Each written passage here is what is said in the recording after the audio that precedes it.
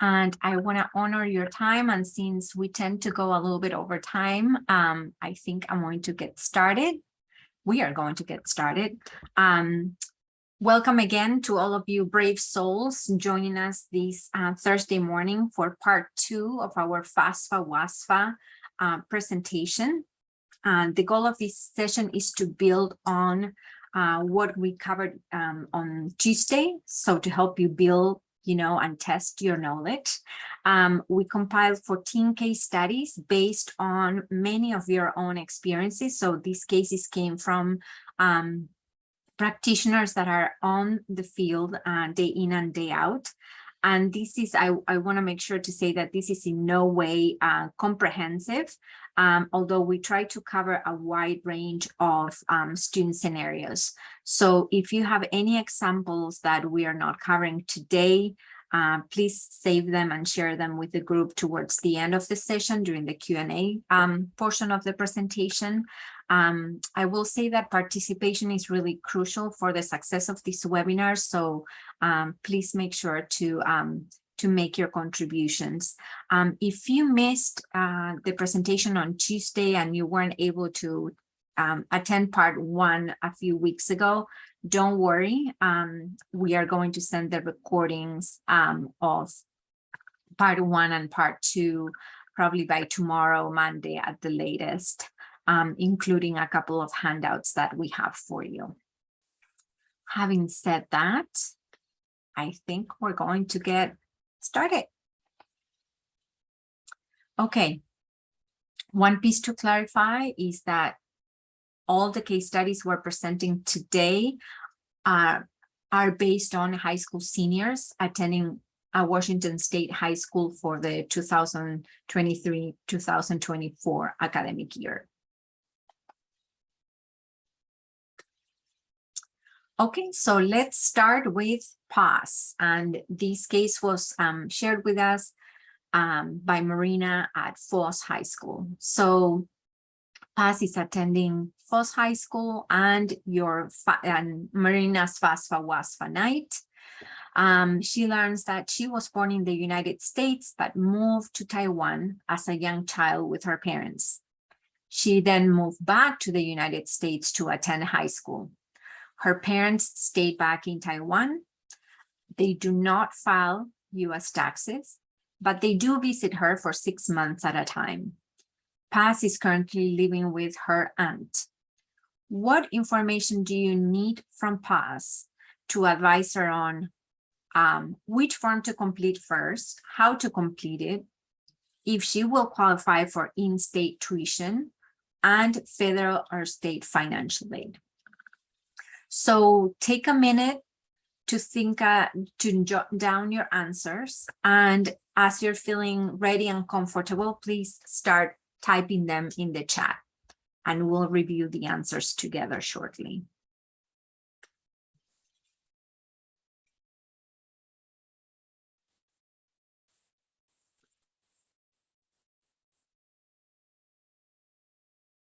So let's start. What form should Paz complete?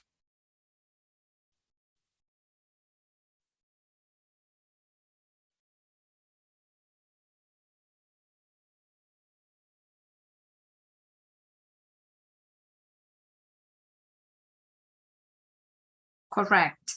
You're all correct. Paz should file a FAFSA. Absolutely. She's a US citizen.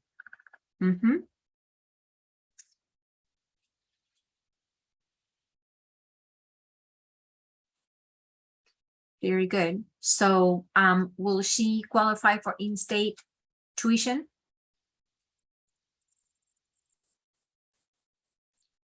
Yes, because she's been attending high school here in the United States, and we know that students only need 1 year of residency of living in the state of Washington prior to enrolling in college. Great. And will she qualify for federal and state aid? In theory, if we don't look at income, but based on the information that we have, do we think she will qualify or be considered for federal and state aid? Correct, correct. So let me ask you something now. What what will she do when it comes to providing tax information or financial information in her FAFSA?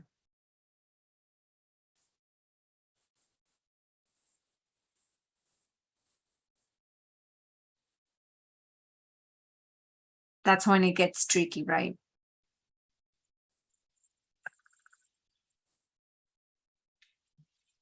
So if the parents file an foreign tax, yes, they can report that. What we know based on these example is that they do not file taxes. So remember, let me put the answers back on. So if the parents, we need to ask a couple of questions before we get to that, right? We need to come to see if her parents do have social security numbers, right? So if the parents don't have social security numbers, then she's going to enter all zeros. But if they do have social security numbers, she'll enter that, and then any wages, savings, investments they may have. If they were to have filed foreign taxes, as suggested here on the chat, then they would include that information on the FAFSA. If they don't file taxes at all, then remember there is an option for I did not file or I will not file taxes. And if they worked some, but not enough to file taxes, they still will report their wages plus any other savings or investments. If they didn't work at all, then they will add zeros. They will enter zeros. Correct. She will have to, you're right, Jerry. She will have to provide parent information. Remember that when FAFSA and WASFA ask for parent information, it's only biological or adopted. So we do not provide any information about the aunt on the form. And if indeed they file foreign taxes, make sure that they convert their income to dollars. Yeah. Anything else that anybody wants to add to this scenario? If not, we can move on to the next one.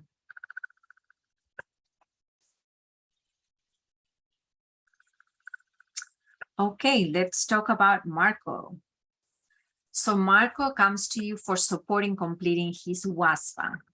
He shares with you that he lives with his mom, but later in the conversation, you find out his mom remarried this past April. So what additional information do you need from Marco?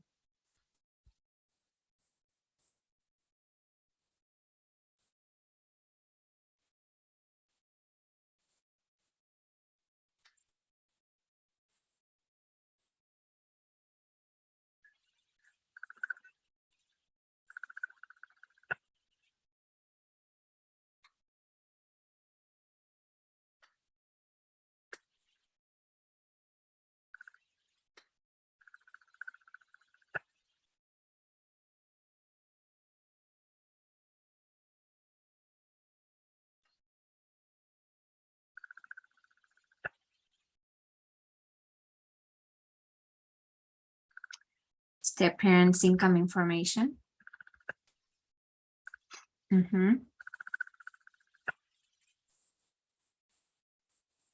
So something to remember, to remind us of that, although FAFSA and WASFA for the year 23-24 requires taxes from the year 2021, there is some information that has to be reported as of the day the FAFSA or the WASFA are completed. So for example, marital status, regardless of what the marital status was when Marco's mom was when she filed taxes in 2021, when Marco completes his WASFA, he will have to enter his mom's marital status as of the day he completes the WASFA.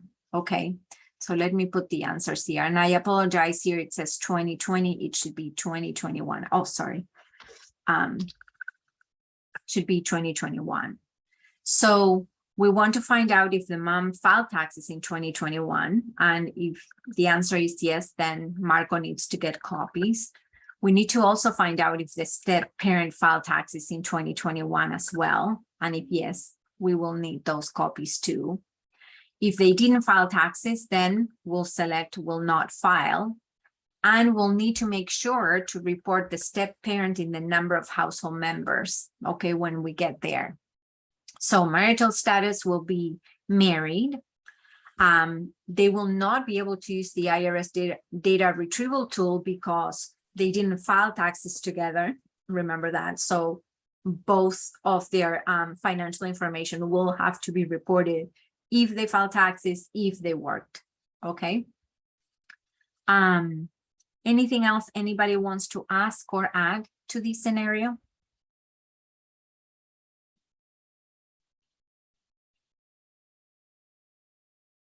Okay, we'll get to the next one. So here's the scenario for Desiree. Her parents are divorced. Custody was awarded jointly, and Desiree claims she spends about 50% of her time in each parent's home. She is not sure which parent's information to provide on her financial aid application. So what information do you need from Desiree to advise her on how to complete her FAFSA or WASFA? And we'll give you a few seconds.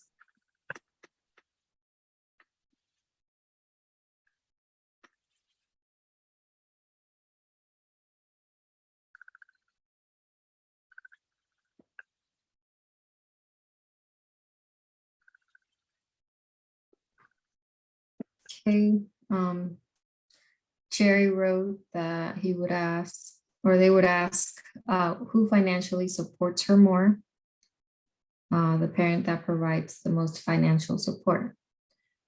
So yes, if Desiree confirms that she does spend 50% of her time at each parent's home, then you would ask her which parent provides more than 50% of her financial support, and that's the parent that you would list. Let's see. So if, let me just go over this. So if she lives with each parent an equal amount of time, 50% with one and 50% with the other, and they each provide 50% of her financial support, then Desiree and her family can choose which parent's information to provide on the FAFSA or WASFA.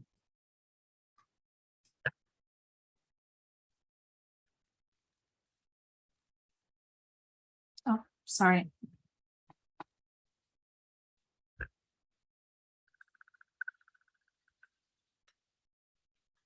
Okay, let's look at Michaela. So Michaela is a 17-year-old high school student.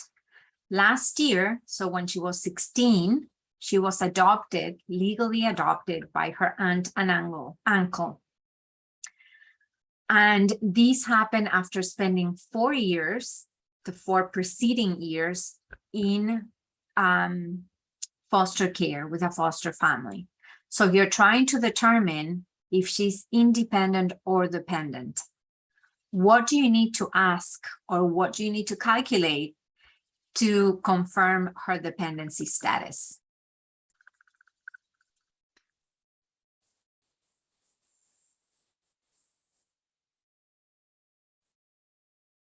So I would start with 17 and start counting back.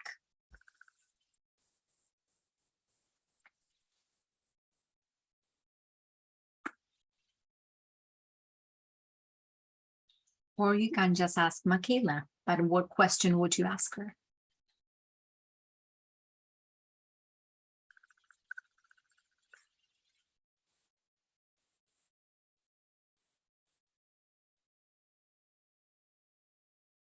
You're on the right track, Jerry. So the magic age is if the students spend even 1 day after turning 13 in foster care, they're automatically considered independent, even if they're adopted afterwards. So if Michaela tells us that she was in foster care even for 1 day after she turned 13, she would be automatically independent. Now, this is the math I did in my head, although I would of course, want to confirm with Michaela. She's 17 now. A year ago, when she was 16, she was legally adopted. And the 4 years prior to that, so 16 minus 4, 12, she was in foster care. So from age 12 to age 16, she was in foster care. So that, doing that simple math would tell me that she's very likely independent. Again, I would confirm that with Michaela, but that would be the answer. So very good. So the her adoption will not supersede the foster care dependency question. Very good. Yes, this presentation is being recorded and will be made available to anybody participating today.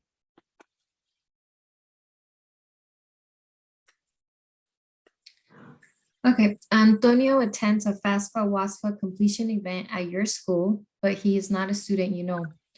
He is in attendance with his father to complete the FAFSA. As you complete the FAFSA with Antonio, you learn that Antonio's parents are divorced and he lives with his mom most of the time. He thought that his dad should help him with the FAFSA since his dad claimed him on his tax form. Whose information should Antonio provide on his FAFSA?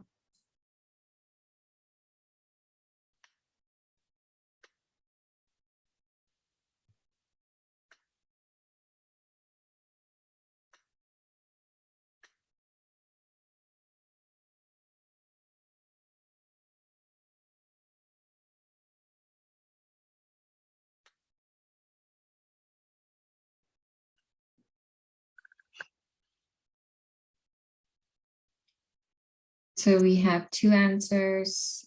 So parent that provides more financial support, his dad's information, or mom. And then Jerry wrote mom because he lives with her most of the time. So first, you'll want to confirm he lives with his mother more than 50% of the time during the past 12 months. If Antonio confirms this, then he will need to provide his mother's information. You will want to tell Antonio and his father that it doesn't matter who claims the student on their tax return. What matters is who the student lives with 50% or more of the time. Remember, if that's equal, then you want to ask who provides 50 or more of their financial support. And that is the parent you would list if the student lives with 50% with each parent. But in this scenario, it would be, if he confirmed that he lives with his mom most of the time, then he would list his mom's information.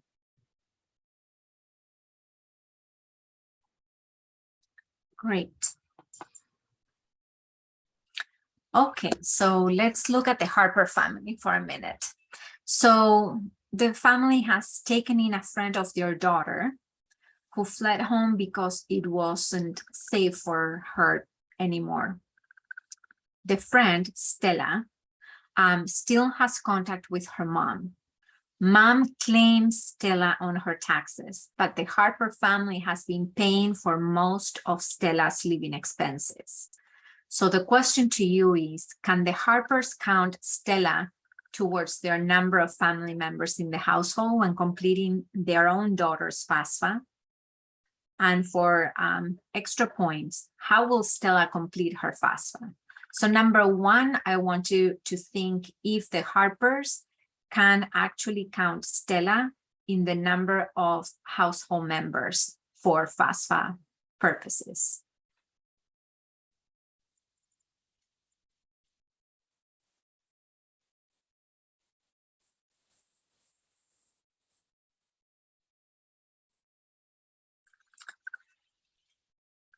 Okay, so it is a tricky situation, but not impossible to deal with. So it's important to find out how long Stella has been gone from her family of origins home. If her situation is temporary or permanent, if there are any chances of her going back. We want to know, once we assert how long she's been living with the Harpers, we want to know if she has spent 50% or more of the time with them. And again, if the Harpers provide at least 50% of Stella's support then if she's able to answer yes to both of those questions, then the Harpers can definitely include Stella in the number of household members.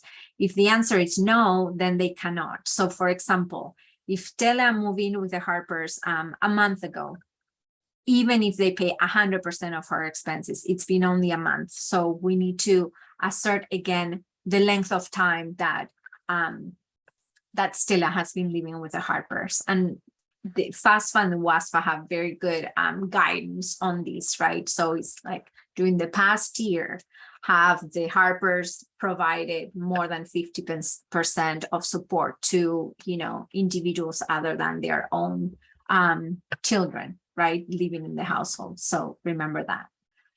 And then in terms of what Stella is going to do, let's remember again that students only report biological or legally adopted parents' information. So strategy number one is, if Stella's mom is willing to provide information, this would make things much cleaner and simple for Stella and for the financial aid office, right?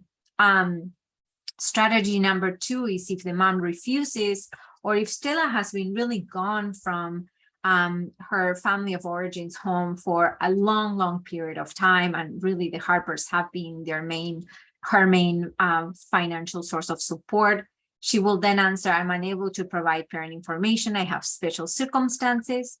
Then she will pursue a dependency override, which should include a letter from the McKinney-Vento liaison at her school or school district, probably another letter from the Harpers, right, attesting to the situation, and a letter where she also explained her circumstances.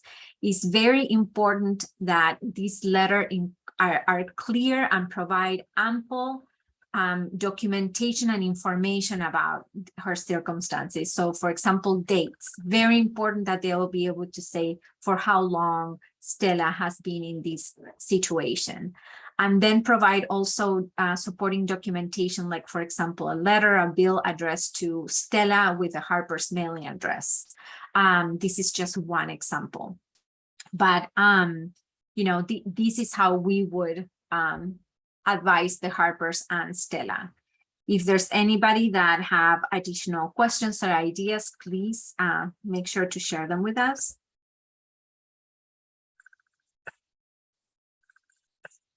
If not, we will move on to the next case study.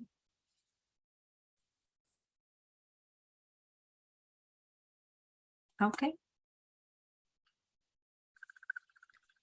Kiara needs help determining which parent information to include in her FAFSA or WASFA. She lives with both her mother and father, but they are not legally married and have never filed taxes jointly. What do you need to confirm with Kiara in order to proceed?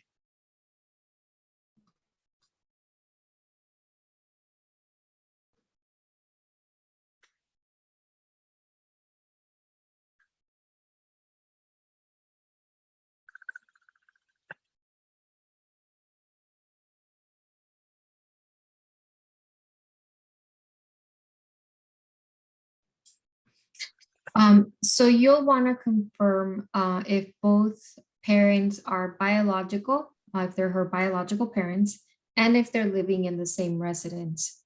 If her answer is yes, she will select unmarried but living together as her parents' marital status, and she will report both parents' financial information on her FAFSA or WASFA. So remember, it doesn't matter who claims her on their tax return. Kiara will not be able to use the IRS data retrieval for her parents' tax information because if her parents are not legally married and they're living together, then their tax information is probably on two separate tax returns. That is if they're required to file taxes. Great. So let's go to Andy.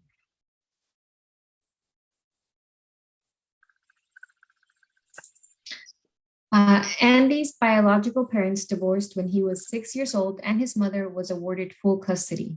His mom remarried when he was 10, and after 4 years of being married, she divorced Andy's stepdad and left the state.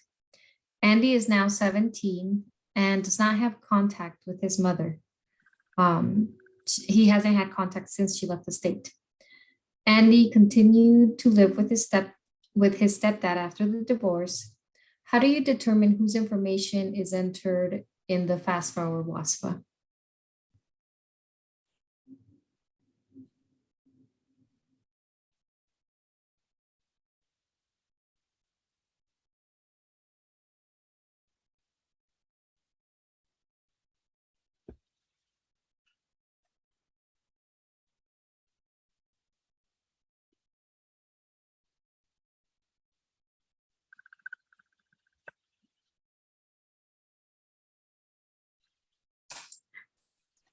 So you will need to ask Andy if his stepdad ever adopted him after the divorce.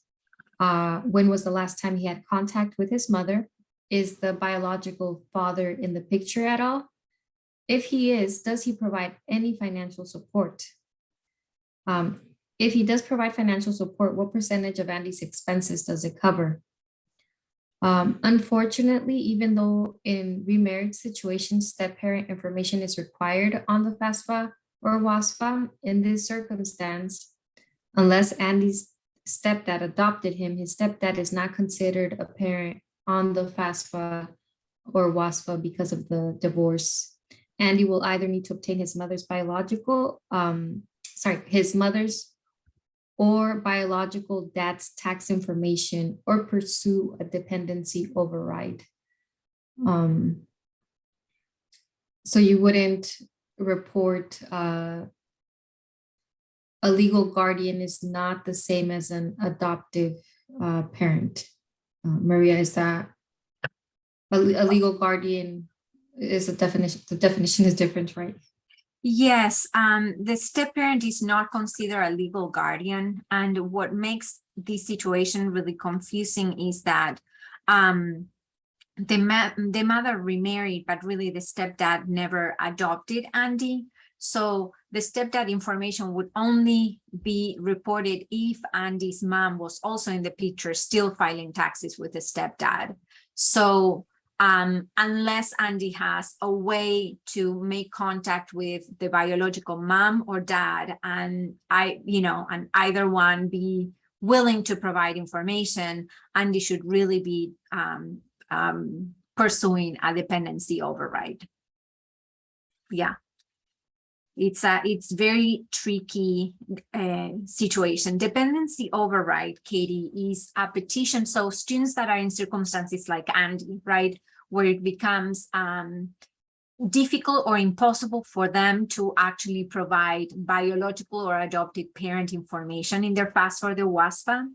And so they are unable to do that. So they will have a chance in both forms to say, I'm unable to provide parent information, I have a special circumstance. And then the dependency override is pretty much a petition that the student does with the financial aid office, providing documentation so that the financial aid office or administrator can can make the determination that the student is independent, hence will not have to provide parent information. So it's at face value, the student may seem dependent, right? But in Andy's case, at least as far as we know, there was no emancipation, there was no court intervention, there is no any legal document, right? This is just an arrangement that happened. So there's nothing that would automatically make Andy independent. So by filing this dependency override or petition with the financial aid office, we would be asking an administrator to make the determination that Andy's independent and not have to provide parent information. Does it make sense? Yes, sure. Tricky, very tricky.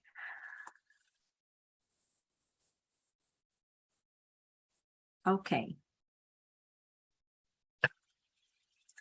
Linda and Kevin.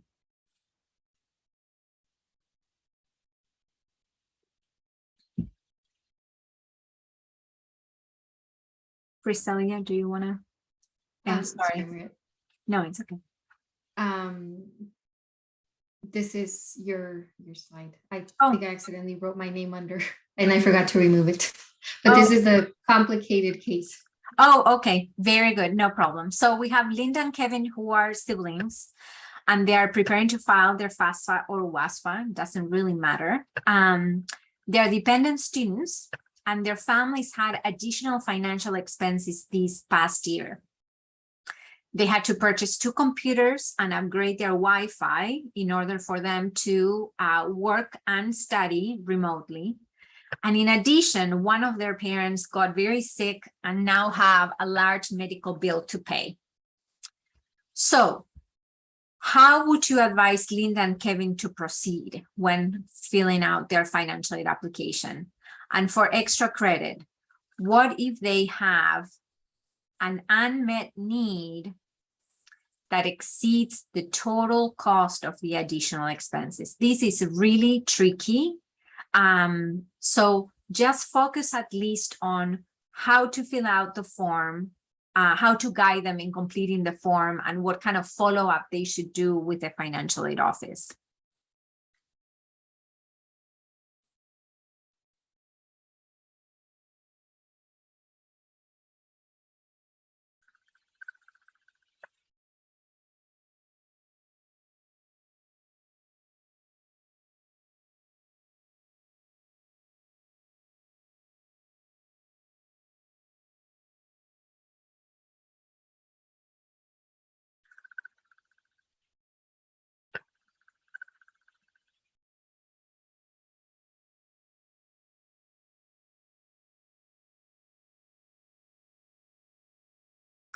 That is great, Jerry. That's exactly what we would advise Linda and Kevin. So we would confirm that the purchases were made in order to do remote schooling or, work.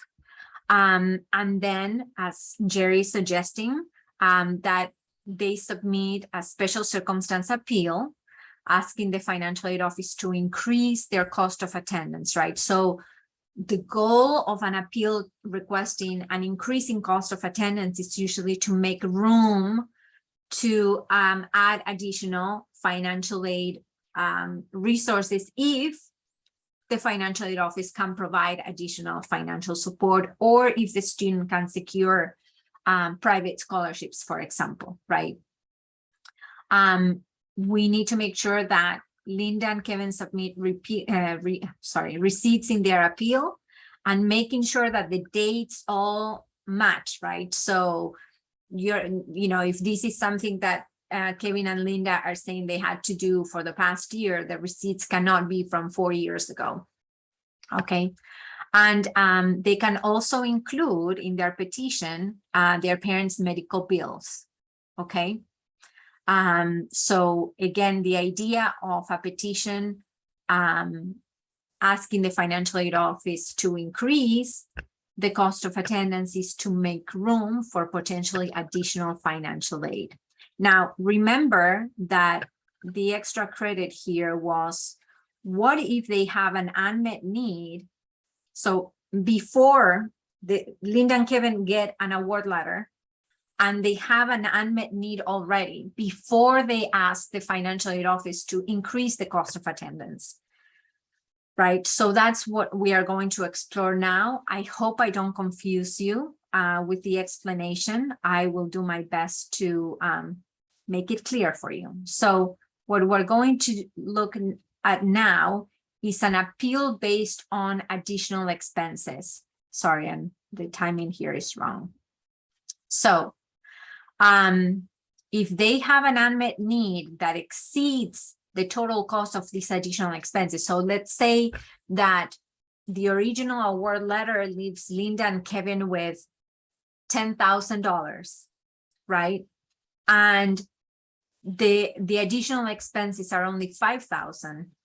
There's no point in submitting an appeal, because submitting this appeal would mean increasing the unmet need the students already have an unmet need that the financial aid office didn't cover. So let's see the math, right? Oh, sorry, I went the other way. So before the appeal, the cost of attendance was $40,000 and they had an unmet need of $15,000. After the appeal, you can see the financial aid office increased the cost of attendance, right? Added all these additional expenses for computers, Wi-Fi, medical bills. So now they have $50,000 and the unmet need is now 25 because we increased the cost, but the financial aid office has not been able to fully fulfill the unmet need. Sorry, I keep doing this wrong. So this appeal would only make the unmet need or the gap even larger. Now, let's see in what cases an appeal would work. So we start with Linda and Kevin having a cost of attendance of $40,000 and a financial aid office of $40,000. So they have an unmet need of 0. So in this case, an appeal makes sense because they do want to make room for potentially additional financial aid. So they submit the appeal, the financial aid office in this case approves it. And do remember that appeals are not guaranteed to be approved, okay? But one can only try. So in this case, the financial aid office added this additional $10,000 in expenses they had, and they provided $10,000 more in financial aid. So in this case, it was a good idea to submit an appeal. But if the student is already starting at a deficit, that meaning they already have a chunk of unmet need, asking the financial aid office to increase the cost of attendance, it's really not a good use of time and effort in my opinion, because the financial aid office has already left the student with a $15,000 gap that they weren't able to fulfill. So by adding these expenses, we're only leaving the student with maybe a larger unmet need. Does it make sense? Do the mechanics make sense to you? Good. Now let's look at a different type of appeal, okay? This is an appeal based on reduced income. So the guidance for Linda and Kevin. So they have an unmet need that exceeds, again, the total cost of additional expenses. So what would happen if they file their FAFSA or their WASFA with 2021 taxes, but the income for 2022 has gone down? Maybe one of the parents got laid off or their hours were reduced. So let's see when is a good idea to submit an appeal and when not. So before the appeal, we again have the cost of attendance of $40,000, an expected family contribution of 0, and a financial aid office of $25,000, an unmet need of $15,000. Okay. In this case, the family is not being asked, if you want, to contribute anything towards the student education. You can see it in the EFC being 0, right? But let's say that this family doesn't know and they're like, our wages have gone even lower than what they were in 2021. Please consider that financial aid office. Well, as you can see, nothing changes, right? The cost of attendance, this is not an appeal to increase the cost of attendance. It's an appeal to ask to consider a reduction in income, but the EFC is already 0. And so we cannot go below 0 yet for expected family contribution purposes. So in this case, I would never recommend a student with a 0 EFC to pursue an appeal asking the financial aid office to consider the reduction in income. Now, in this next scenario, it would be a good idea. So we have a student with a $40,000 cost of attendance, a $10,000 EFC, aid of $30,000, and unmet need of 0. So Linda and Kevin, in this case, would submit an appeal to ask the financial aid office to consider the reduction in income in the family. the financial aid administrator approves it and reduce the EFC from 10,000 to 5,000. And in turn, they make room to add an additional, make room to add additional financial aid. And so you can see that before the appeal, the student was only getting $30,000 and expected to contribute 10,000 towards their education. And after the appeal, the expected family contribution now is down to 5,000, half of what it was. And the financial aid office was managed to come up with an additional $5,000 in additional funding. So I know this is a lot, but we wanted to cover real life scenarios of when is a good idea to encourage students to pursue a petition and when it is not. So these, I want to pause for a minute because I know this was a lot of information. I want to pause for a minute in case anybody has questions or comments. I know we have some people in the call with financial aid experience as well. So if there's anything you want to add, please do, or correct for that matter.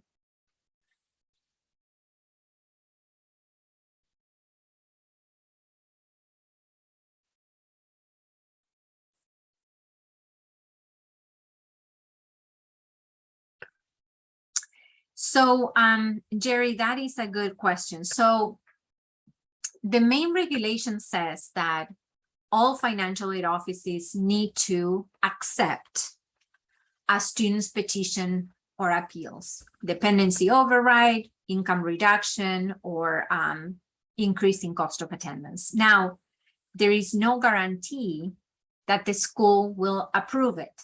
So that's why I always tell students, you don't know what the answer is going to be. Don't count yourself out.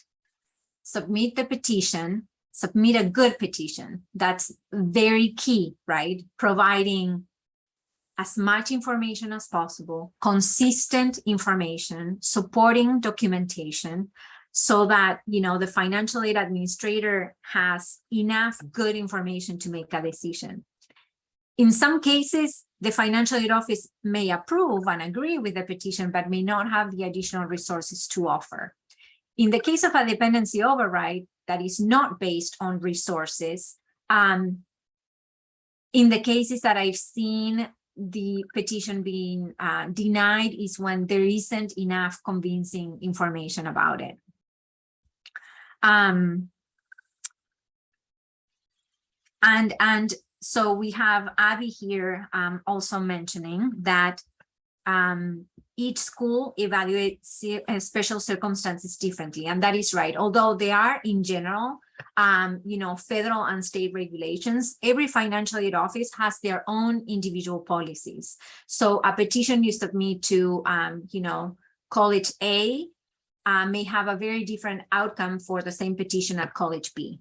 So some schools will project income, other will use the year between the FAFSA tax year and the current year. So you can see that how each financial aid office goes about evaluating these petitions and approving or denying them are a little bit different. So, and it's very difficult to know because these are not necessarily published policies, right, or procedures for each financial aid office. So all you can do is put together the best petition possible.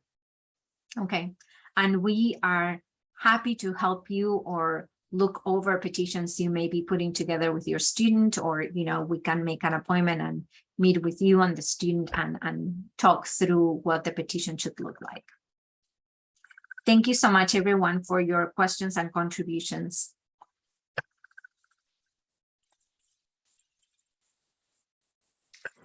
Patricia is 18 years old and lives with her mother. She has a 2-year-old son.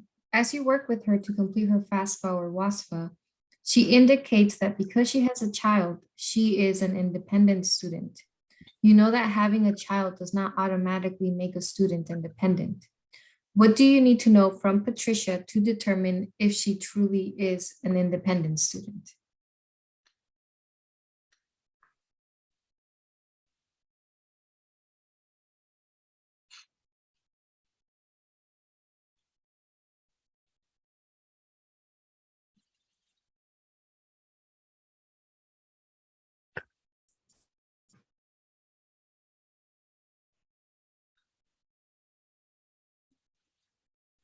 Okay, so we have a comment. Is she being claimed on someone's taxes? So is she someone else's dependent? And then Elizabeth said if they would ask if she provides 50% of financial aid for the baby's basic needs. So yes, that is one of the first questions. Does she provide more than 50% of the financial support for her child? Does she earn an income from a job? Does she receive any federal benefits to support herself and her child, like WIC or temporary assistance for needy families? If Patricia has no earned income from working and is not receiving benefits, she likely does not have sufficient means to provide more than 50% of the financial support for her child. In this case, she is considered dependent and will have to provide her parents' information. Does it make sense?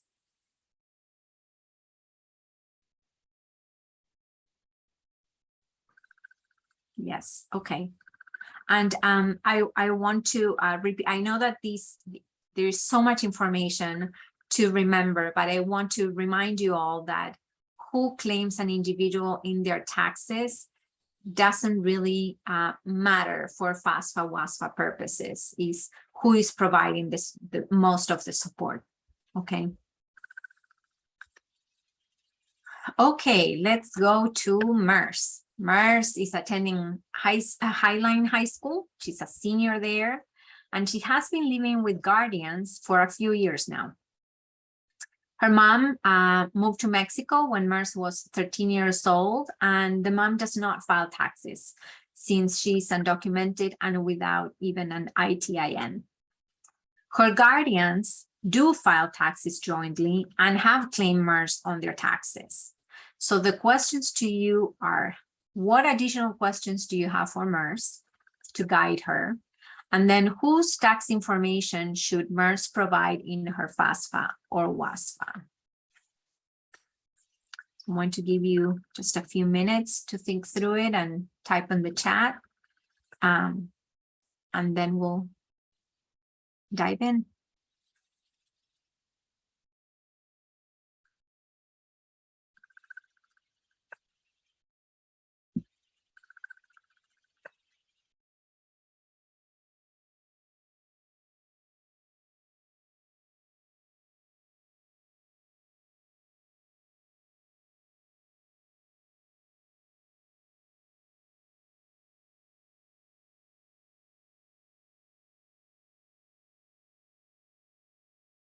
Okay, let's review these together. So if you are unsure, okay, I see something. Right. So I think this guardianship is informal. That's why we didn't put legal. So this is just an informal arrangement. So if you are unsure and Merce is unsure about which form to complete, the first thing to do is to go to the WASFA questionnaire and have her answer the questions to determine which form to complete. Then we want to know, are you suggesting if she's in touch with her mom and or with her father, right? And if she's in touch with her father, we want to find out about her father. I don't remember, sorry, sometimes I know a little bit more about the scenario than what it's on the slide. I think that her dad was living here in the United States. That's why we had the question of, is she in touch with her father? Because if she were in touch with her father, who lives here, and he provides financial support, then we would want to know what percentage of her expenses are covered by him. And then we want to clarify if she has been legally adopted by her guardians, as some of you are suggesting in the chat.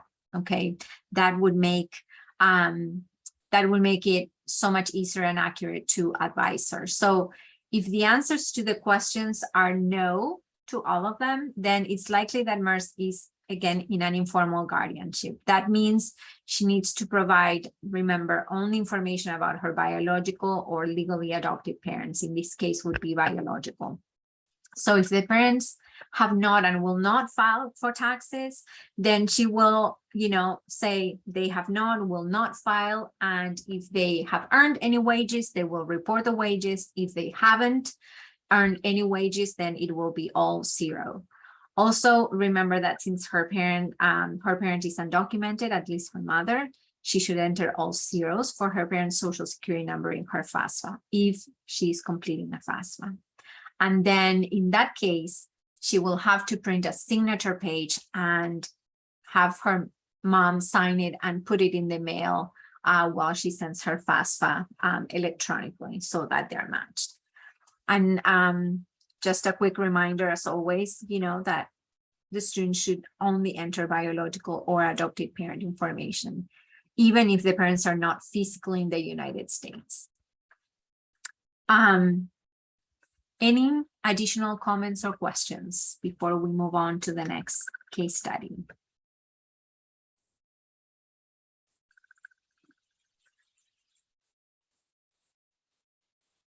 Okay, we'll move on.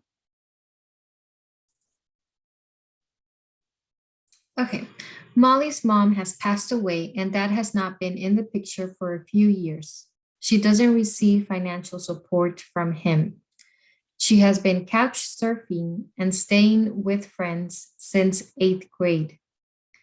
Molly entered her father's demographic information in her FAFSA and has been selected for verification. What should Molly do next?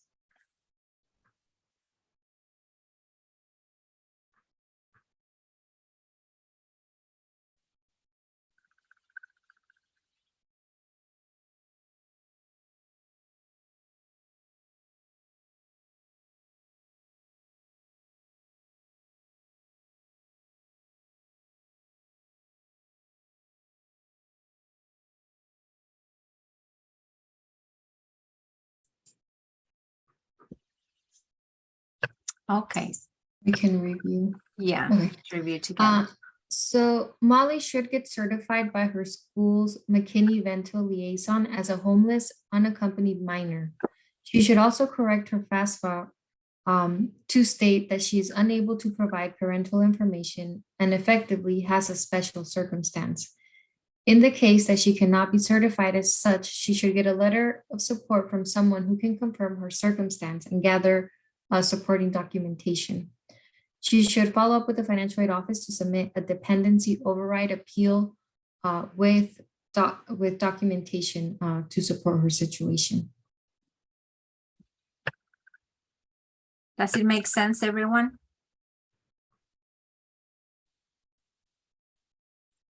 Okay. Let's move on from Molly to Maite.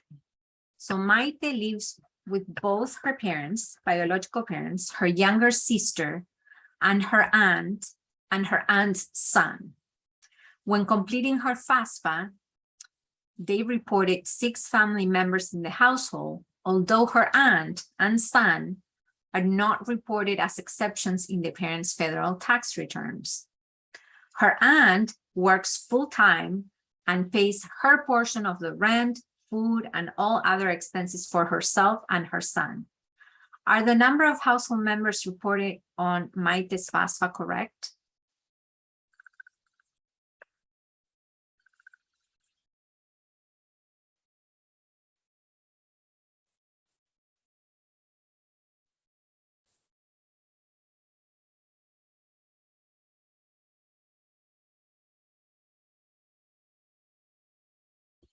Okay, let's review the answer.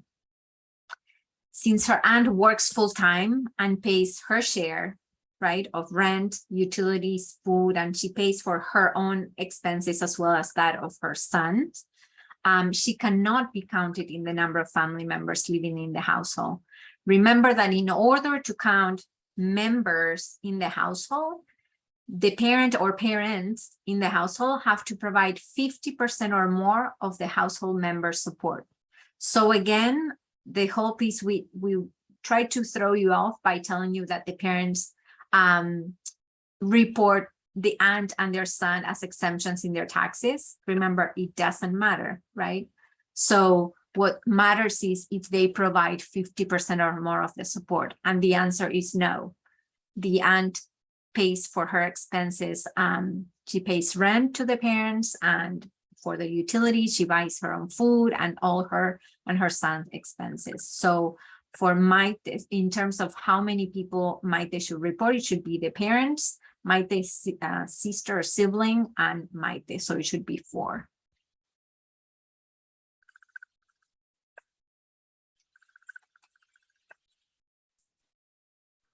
Okay, next scenario. Tony is a US citizen, but one of his parents is undocumented. He's unsure what form to complete. He is not sure if he is eligible for aid and doesn't know what information to provide in his financial aid application. How would you guide Tony?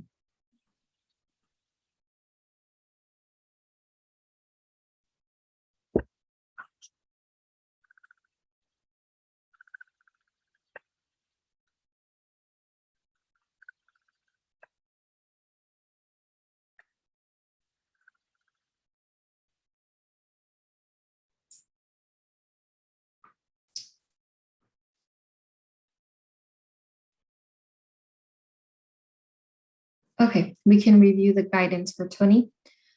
Because Tony is a US citizen, he should complete a FAFSA, and he could be eligible for federal and state financial aid regardless of his parents' immigration status.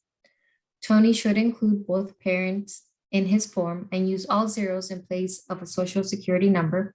He should also include their financial information. If they worked, this information can be found on W-2s or tax returns.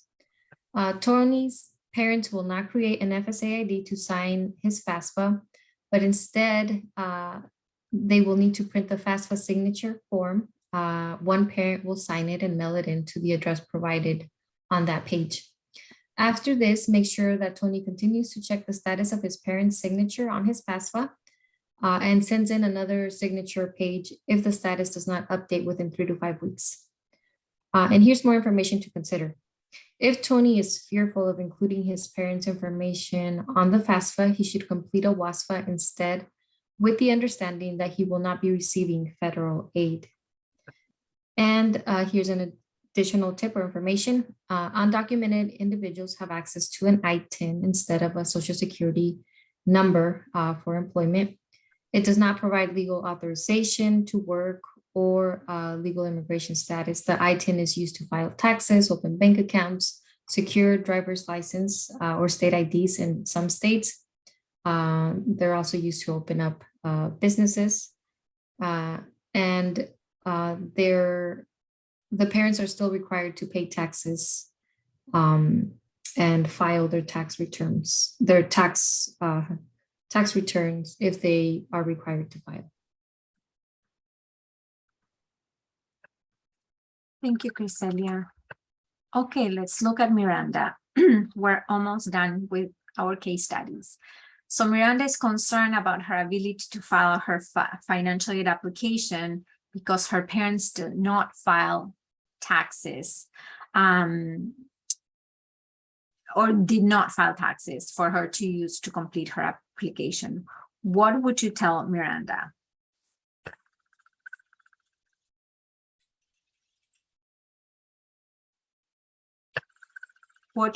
How should she complete her financial aid application if the parents did not file taxes?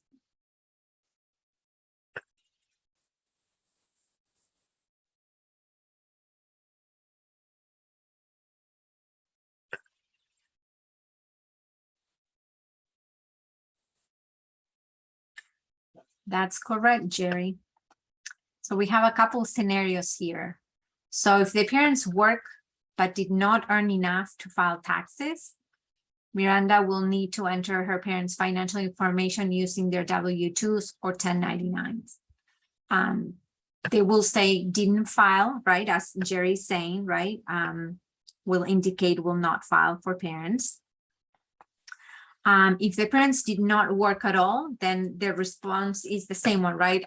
Will not file or did not file.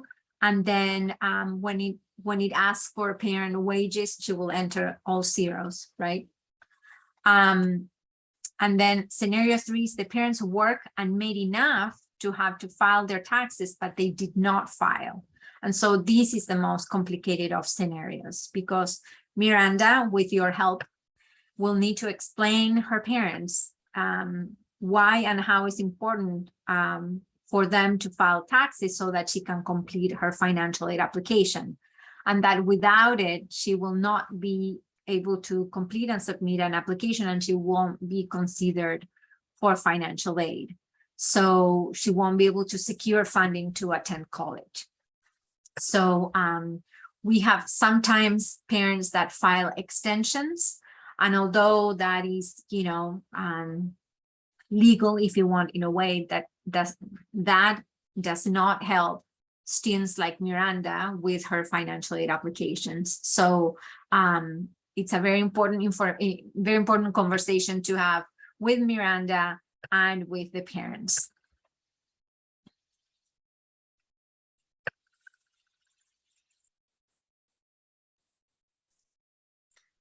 Alex and his family have been admitted into the US and are waiting to hear the results of the refugee status petition. He is anxious to get his financial aid application started. How do you advise Alex? Should he complete the FAFSA or the WASFA?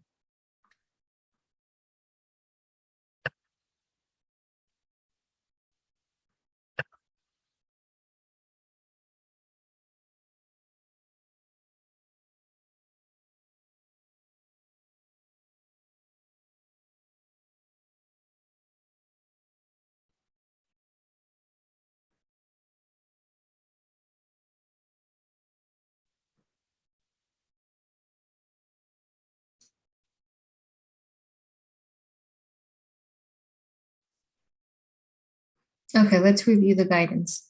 So find out how long he's been enrolled in a Washington State high school. This is to determine if he's eligible for in-state tuition and state financial aid.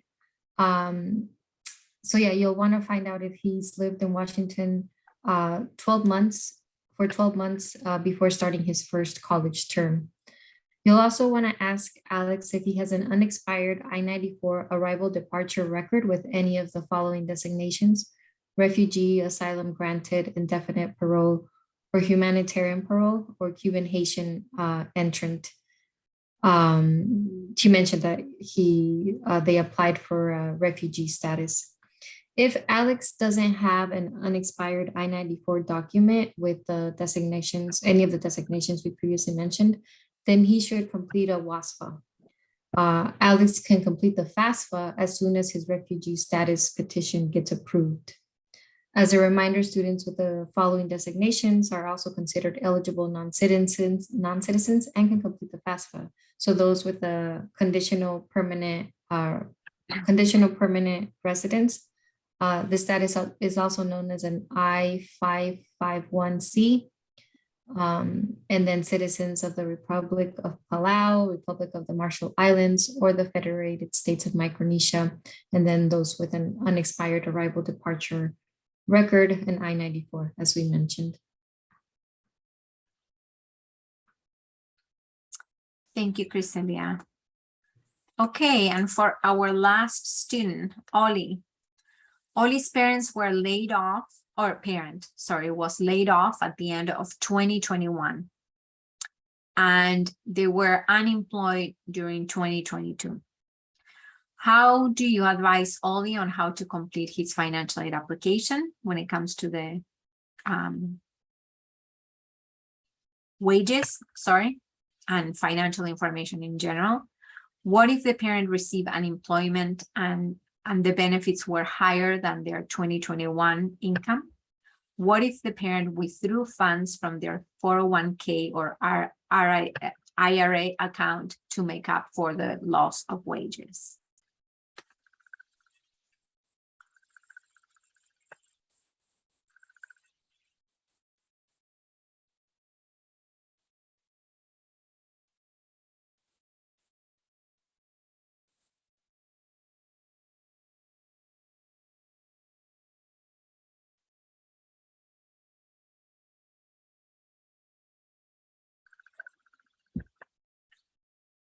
Okay, let's review it together because it's been a very long session and lots of student scenarios. So in terms of the financial aid application, Ollie should file using as normal, using 2021 taxes. And then he should follow up with the financial aid office and submit a special circumstance appeal, right? An appeal to ask them to consider the loss of wages and to hopefully make the FAFSA reflect the 2022 financial circumstances of the family. Again, as we mentioned earlier, not guaranteed, but Ollie should certainly try. So what if the parent received unemployment and the benefits were higher than their 2021 income? So his CFC unfortunately will increase, and Ollie will run the risk of, not being eligible for need-based aid. It's something that, not something you can do, but something for you to make Ollie aware of. And then unemployment benefits are considered taxable income and do count towards the EFC.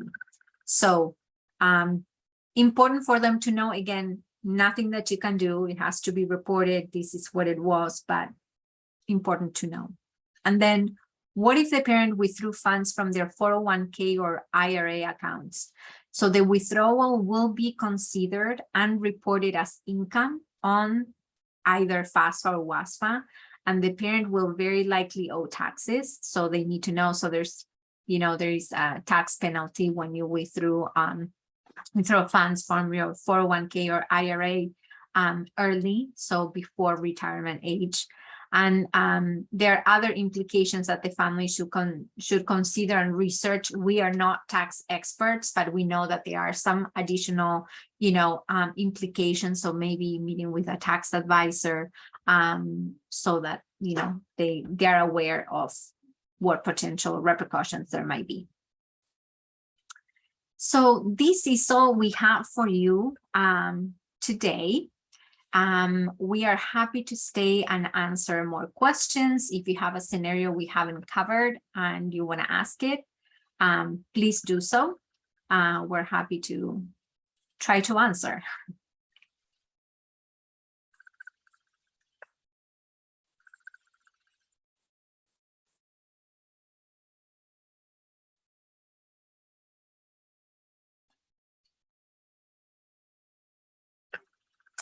Okay, any advice, tips to support students with verification process? I usually suggest students to optionally get their tax transcript after completing their application for aid, just in case verification is requested.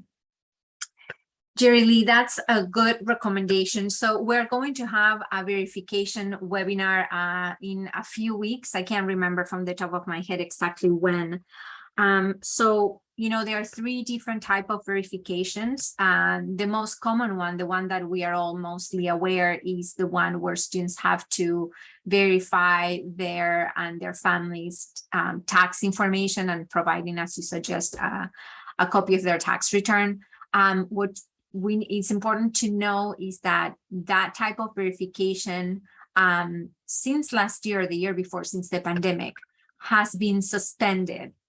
So students that are randomly selected to this type of verification will not have to go through it. Now, having said that, if there are gross conflicting information in the financial aid application to the point where the financial aid administrator cannot assess eligibility, the financial aid office will still require a copy of the student or their parents' tax returns to verify information. And also, as we said earlier, each financial aid office has their own little book of rules. So we do know, and I have seen it, that even though the Department of Education has said we're suspending this type of verification, there are some schools that even without conflicting information, they're still subjecting students to the process of verification. So not a bad advice to have students secure those documents just in case they get selected or the financial aid office asks for these documents. So good advice, Jerry Lee.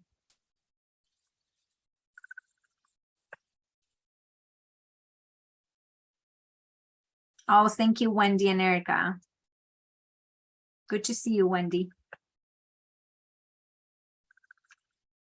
And as I mentioned earlier, we are recording. We are going to be editing the videos and then send you an email with Tuesday's webinar, today's, and then some additional resources we put together, like how to get your FSA ID, what documents students, we have list of documents that students need to gather to complete the FAFSA for the WASFA, and we have it both in English and Spanish. So we'll be sending you that as well. If there are no other questions, thank you so much for joining us and for participating and your, comments and your questions. That's what makes these webinars so much richer and, impactful. And do remember that we're here to support you through the whole FAFSA WASFA season. So if you have any questions, or again, if you want to set up an appointment with us, with any of us, just with yourself or the student and the family, let us know or reach out. We'll set something up in the calendar. Have a great week and weekend, because we're almost there. Thank you, everyone. Thank you.